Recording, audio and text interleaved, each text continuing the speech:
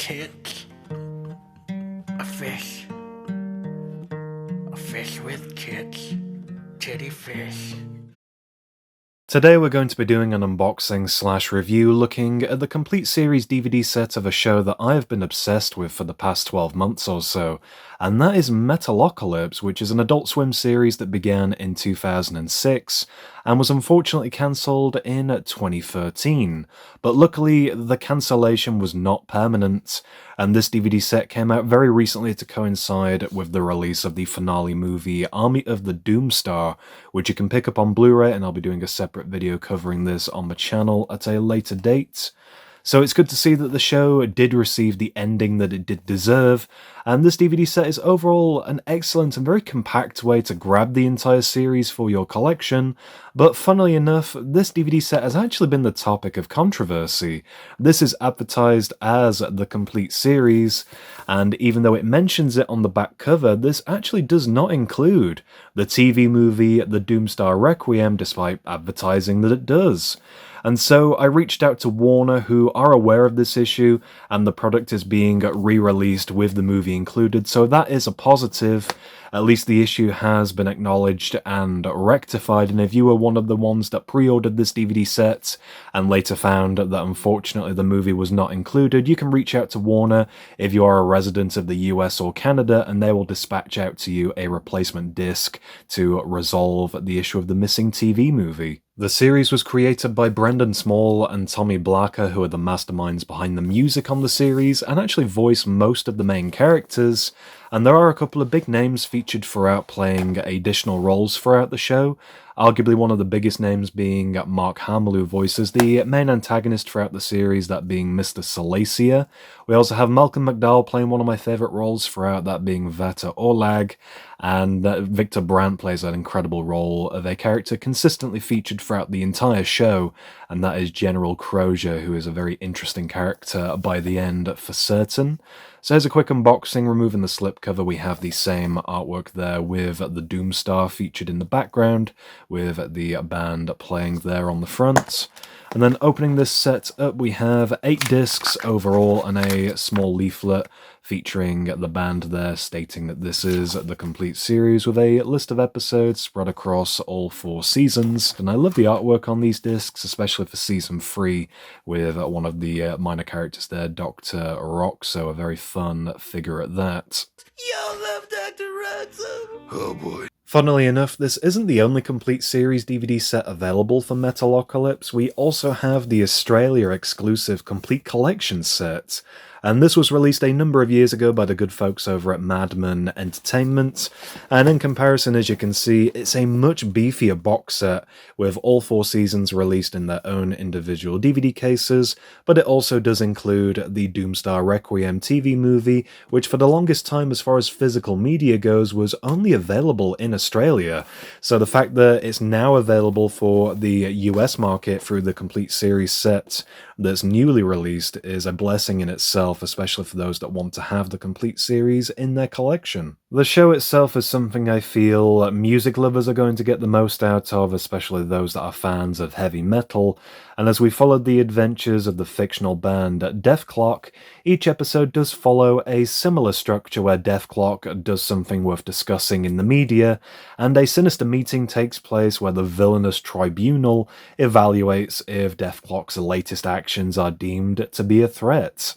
And so that's more or less the premise of each episode. The band members are very likable in my eyes, and the villains in particular are very shady and mysterious, which just adds to the intrigue as to what to expect from them as the series continues. But as far as the rest of this video goes, let's look at the more topical and most important and my personal favourite episodes of the series. Season 1 establishes the band in the episode The Curse of Dethklok, where we see the characters, their spoilt lifestyle, and how they appear pretty much helpless without other people to wait on them hand and foot.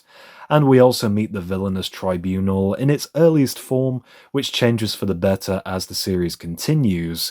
And the first episode is kind of difficult to sit through in my eyes, where some of the voices are a little bit off and there's a few visual errors with the animation, but otherwise it's still an important episode as we go into episode 2, Deathwater, and this is the one that really did sell me on the show with how ridiculous the in-universe demand is for Dethklok music, where the band records a new album underwater inside a nuclear submarine, and meanwhile the Tribunal sends a spy to document the album recording. If you're a fan of gory animated violence, that is a huge part of the series, and this episode also introduces one of my favourite side characters, Dick Nubler, the band's music producer who turns out to be one of the more heroic figures by the end of the series. Episode 9, Maudland, introduces Edgar Jomfru and is not long for this world friend/brother Eric, who start off as hardcore Dethklok fans, and they then try blackmailing the band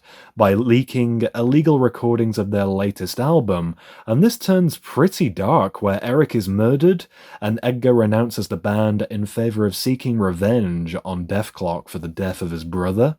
Murdering Outside the Box also introduces another ongoing plot point of villainy where a spy is sent to assassinate Dethklok, only to die by tripping over and getting impaled in the head, and this leads to another revenge plot involving a character known as the Metal Masked Assassin, who is the brother of the spy who blames Dethklok for his brother's death. The Season 1 finale is also an incredible episode. The Metalocalypse has begun, setting up the events of the rest of the series and how there's something much larger going on story-wise, where General Crozier and Ravenwood discuss the main overarching villain, Mr. Salacia, who is voiced phenomenally by Mark Hamill, who is given some proper screen time in this episode, and overall it's pretty action-packed, seeing the Metal Masked Assassin launch his first attack of many on Dethklok, and I love seeing the band's manager Charles Oftenson fighting on behalf of the band, and this is where he really did earn my respect as a character beyond just being a typical suit-style executive.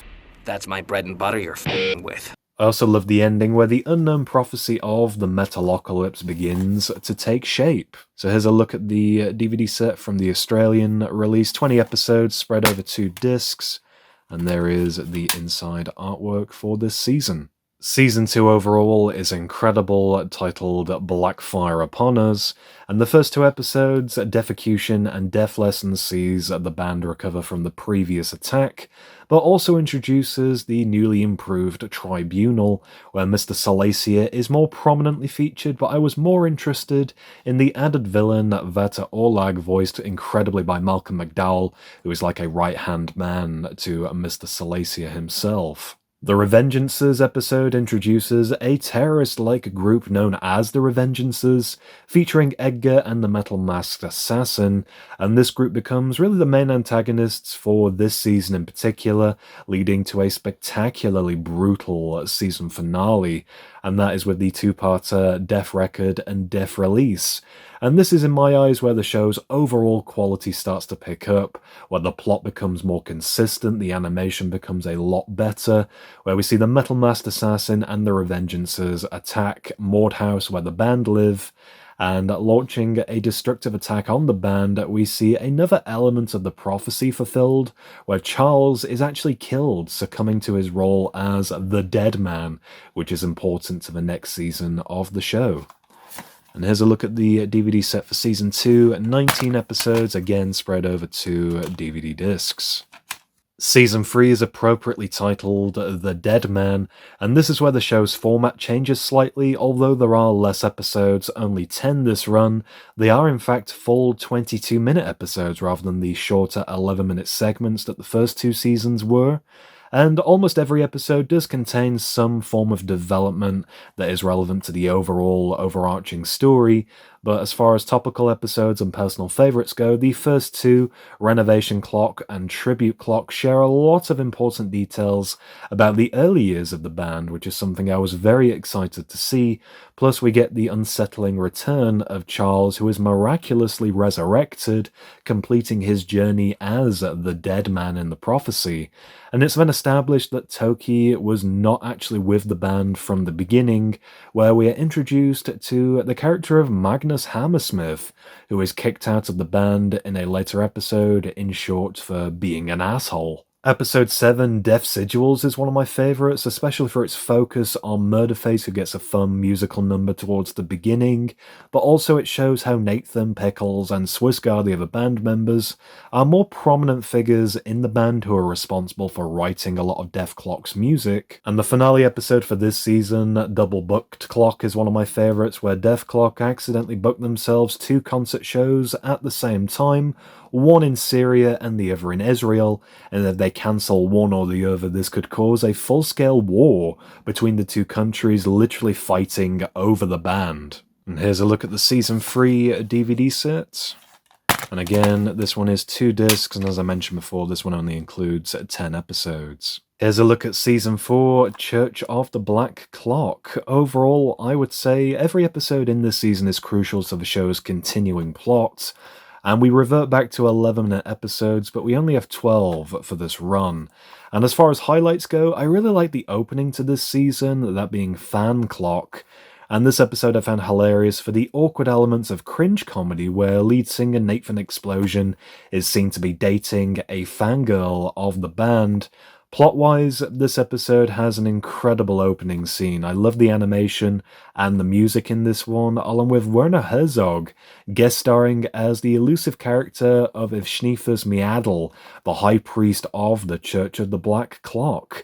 And this is a plot point built towards throughout the whole season, paying off in the finale episode. Writer's Clock is another episode I really liked, where music producer Dick Nubler is fired and replaced by a character called Abigail, who becomes a conflicting love interest for both Nathan and Pickles, testing their friendship, which puts the band at risk of breaking up. And the next episode, Death Camp, is another favourite episode and really one of my favourites of the entire series, which again delves into the band's past, showing how Magnus Hammersmith was kicked out of Def Clock, and seeing Toki innocently attend a summer camp for rock and roll stars was adorable, but also pretty sad at the same time. The last few episodes of this season are especially crucial to the overall plot of the series, leading into both movies that conclude the show. And this is where we see the band split up, Nathan and Pickles fall out over Abigail, Mr. Salacia reveals himself as the overarching big bad to the band, Charles has to unveil to the band the Metalocalypse prophecy, something that all the characters were actually unaware of throughout this entire time, and I like how this illustrates their importance, elevating them to godlike beings. And here's a look at the DVD set for Season 4. I love the cover art on this one in particular. And there is the inside artwork for this season, which includes the episode list. And behind the second disc, we actually have some illustrations there of the Metalocalypse prophecy. By the end of Season 4, the Revengeances launch another attack on Def Clock, kidnapping Toki and Abigail, and this leads us into the Doomstar Requiem. And this is where, in my eyes, the series overall really did peak, delivering a full musical spectacular, with some of the best animation the show has ever delivered, plus the soundtrack is arguably the highlight, making it worthwhile as an ending to what we had of the series until we got the proper conclusion, Army of the Doomstar. And I do have a video in the works currently looking at this particular film in more thorough detail since I loved it so much, and there is a lot to discuss when it comes to the Doomstar Requiem. As I mentioned before, this DVD is quite rare, with it being Australia only as far as an exclusive release of this particular TV movie goes. There's a look at the back cover, which actually does include a copy of the CD for the Doomstar Requiem, making this another 2-disc set. So along with the movie, you get the full soundtrack, which I would highly recommend checking out. It's a stunning piece of music done by Brendan Small and those involved, and was definitely the highlight as far as this TV movie goes. Anyway, that's going to do it for this unboxing, looking at not only 1 but 2 complete series box sets of Metalocalypse. I hope you did enjoy. If you did, be sure to leave me a like down below. Let me know in the comments, have you checked out the show before? Are you a fan of heavy metal music? As ever, I love hearing your thoughts and opinions, and for more content, be sure to subscribe to my YouTube channel, DVD Review Studios.